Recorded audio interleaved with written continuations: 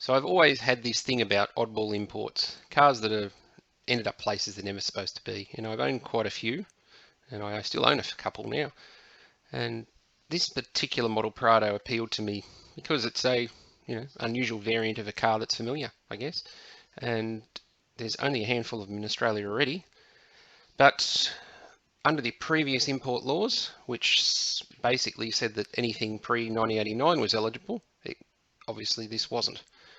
That changed, and 25 years or older became eligible without significant restrictions. So suddenly I could import one.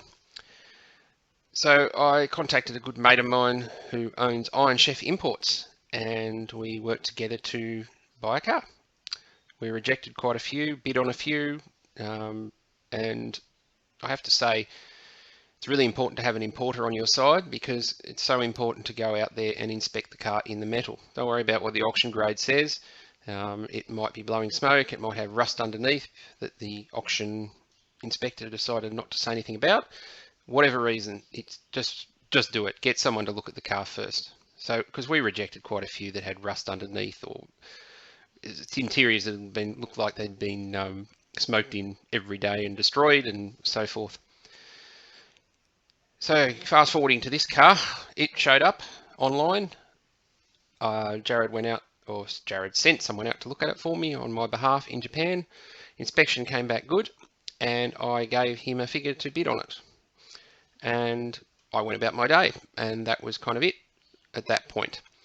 Later in the day, I got an email from Jared saying that we'd been successful in our bid and that I owned the car, which was fantastic. And what was even better, it was at the absolute bottom end of the range I'd given him to buy one of these.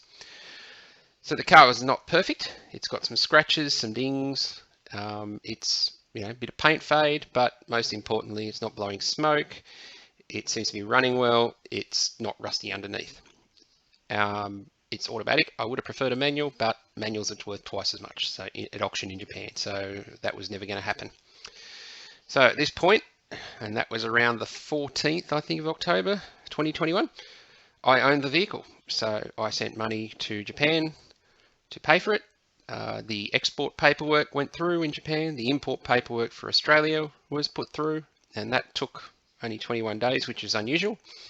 And Iron Chef booked a berth on a ship for the car. And so now, as I speak, it is the 23rd of November, and my car went on a ship in Osaka today.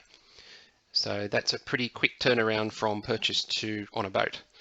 All going well, it will land in Melbourne 11th of December, and I should have it somewhere that weekish, depending how long customs fiddle around with it with. And it should just arrive outside my door. So I will have my new car for Christmas, and I'm quite excited about that.